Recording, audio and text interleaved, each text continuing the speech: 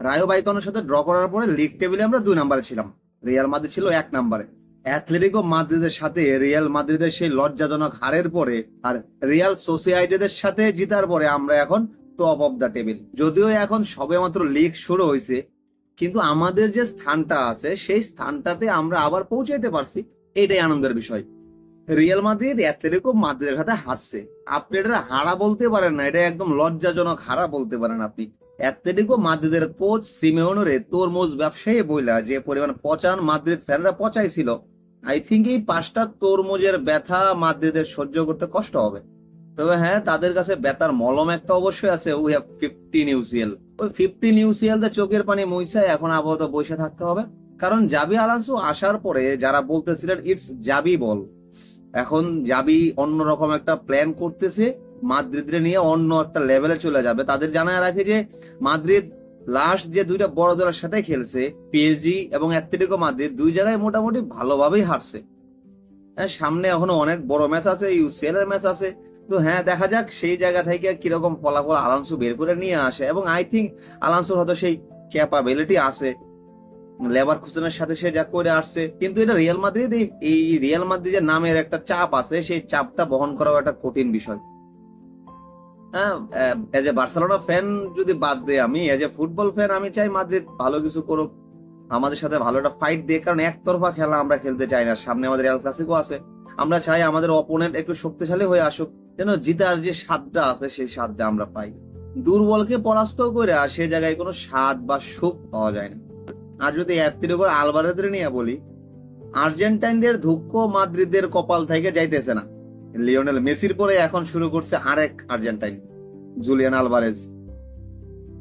Julian Alvarez 2টা গোল করছে, একটা পেনাল্টি থেকে আর একটা ফ্রি কিক থেকে, যেটাকে আপনি পেনাল্টি বলতে পারেন। খুব সহজেই জুলিয়ান আলভারেজ সেই ফ্রি কিকটা স্কোর করে the best goalkeeper in the world পোর্তোর এগেনস্টে, যেটা দেখার মতো ছিল। আচ্ছা, এখন যদি সবকিছু বাদ দিয়া আমি আমাদের খেলায় ব্যাক করি, তাহলে গত খেলায় আমরা প্রথমে 1-0 গোলে পিছিয়ে পড়ি এবং পরে কুন্দে এবং লেভানডস্কির গোলে আমরা 2-1 গোলে খেলাটা জিতি। হ্যাঁ, আমাদের জন্য আরেকটা কামব্যাক। মাদ্রিদ ফ্যানরা বলতো যে মাদ্রিদের এগেনস্টে কখনো প্রথমে গোল করবা না। আমি এর কারণটা এখন বুঝতে পারতেছি, যে কারণ মাদ্রিদের সাথে প্রথমে গোল করে ফেললে তারা কামব্যাক করতে পারে না, কিন্তু আমরা করতে পারি এবং আমরা সেটা করছি। এই ম্যাচটাতে আমরা এই সিজনের আমাদের যে গোলকিপার গার্সিয়ারে পাই নাই, প্লাস আমরা রাফিনহারে পাই নাই, 2জন ইনজুরিতে আছে, সাথে গাবি আছে, তার সাথে আবার বালদেও ইনজুরিতে আছে। এই সবকিছুর পরে আমরা ড্রো ফার্নান্ডেজ রাশফোর্ডে নিয়ে এই খেলাটা শুরু করা হয়, যেখানে আমার মনে হয় রাশফোর্ড তার কেরিয়ারের সব থেকে ভালো ডিসিশনটা নিয়েছে বার্সেলোনাতে আইসা। সে তার ফর্ম ফিরে পাইছে এবং আমি মনে করি রাশফোর্ড যদি ইউনাইটেডে থাকতো তাহলে হয়তো এখনো সে পর্দার আড়ালে থেকে যেত, কিন্তু এখন বার্সাতে আসার পরে বার্সাতে মোটামুটি একটা ডিপেন্ডেবল জায়গায় সে আছে। বার্সা ফ্যানরা প্লাস হ্যান্সি ফ্লিক তারা ডিপেন্ড করার মতো একটা অবস্থায় আছে, যাদের স্টার্ট করানোর পরে আমরা এখান থেকে ভালো একটা ফিডব্যাক পাইতেছি। ওর যে প্রেসিং আছে, ওর যে স্পিড আছে, সেটা বার্সেলোনা অনেক কাজে লাগাইতেছে। এখন মার্কোস রাশফোর্ডে যে জায়গাগুলো উন্নতি করতে হবে সেই জায়গাগুলো হচ্ছে ড্রিবলিং। রাশফোর্ড বারবার ড্রিবলিং করতে গিয়ে বল লুজ করতেছিল, আই থিঙ্ক রাশফোর্ডের এই ড্রিবলিংটা আর একটু উন্নতি করতে হবে, আর নয়তো বাদ দিতে হবে। যা শট নাও অথবা অ্যাসিস্ট করো। এরপরে কুন্দের গোলটা নিয়ে, কুন্দের নিয়ে কথা বলার মতো কিছুই নেই, কুন্দের নিয়ে বারবার আমরা কথা বলতেছি। কুন্দে এমন একটা প্লেয়ার যে on the ball, of the বল, ডিফেন্সে, অফেন্সে সব জায়গায় ভালো করতেছে।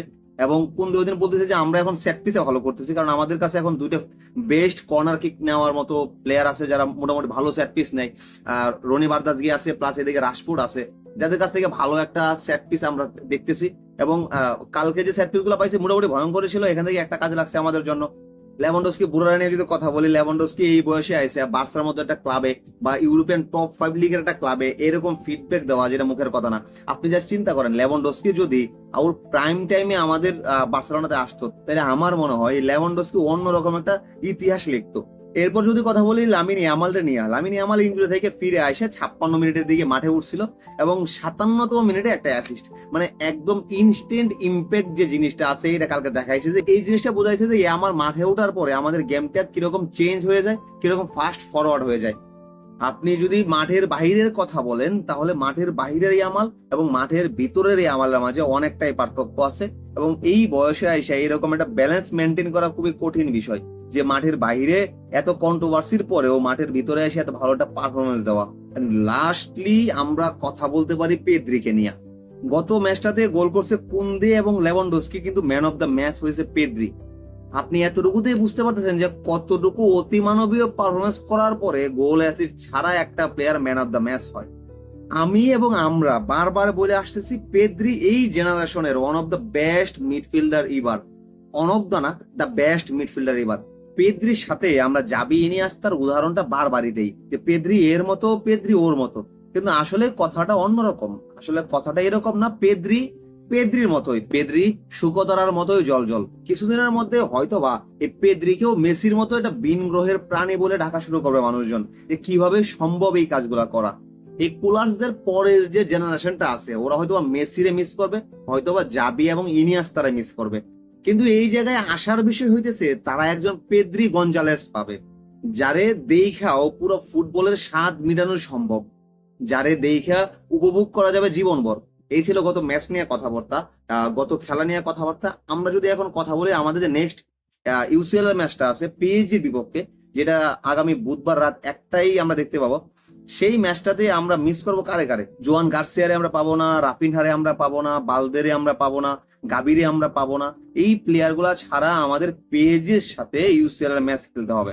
এইখানে প্লাস পয়েন্ট থাকবে আমাদের এটা হোম ম্যাচ, এবং আমাদের নেগেটিভ সাইড তো যেটা বললাম আমাদের ইনজুরি সমস্যা আছে, কিন্তু আমরা ইনজুরি সমস্যার পরে এই বিষয়টা কাটায় কেমনে উঠবো?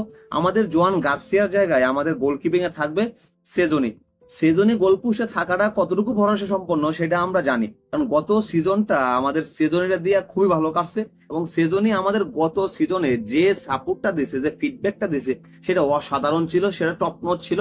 এবং আশা করা যায় যে পর্যন্ত জোয়ান গার্সিয়া আমাদের টিমে ব্যাক না করতেছে এই পর্যন্ত আমরা শিওরলি সেজনের উপরে ভরসা করতে পারি।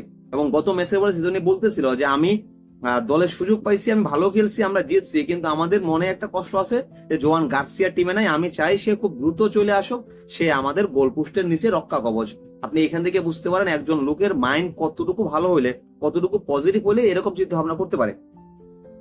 প্লাস যদি বলি রাফিনহা আমাদের সাথে নাই, গাবি আমাদের সাথে নাই, বালদে আমাদের সাথে নাই, বালদে আমাদের সাথে অনেকদিন যাবতই নাই।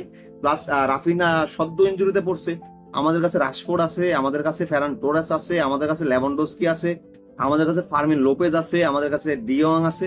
তো মোটামুটি একটা ভালো সেট আপ নিয়ে আমরা নামবো, একটা স্ট্রং টিম নিয়ে নামবো, এবং আমাদেরকে আমাদের হোম গ্রাউন্ডে এসে হারায়া চলে যাওয়া মোটামুটি সহজ হবে না এনরিকের দলের জন্য। সত্যি কথা বলতে আমার সত্যি আর দেরি সহ্য হইতেছে না। জাস্ট হয়তো আর একদিন আছে এই ম্যাচটার মাঝে, কিন্তু এই একটা দিন আমার জন্য খুব কষ্টকর হয়ে যাচ্ছে। আমি কখন এই ফাইটটা দেখবো? এবং একটা কথা সবসময় মাথায় রাখতে হবে, হোপ ফর দ্য বেস্ট।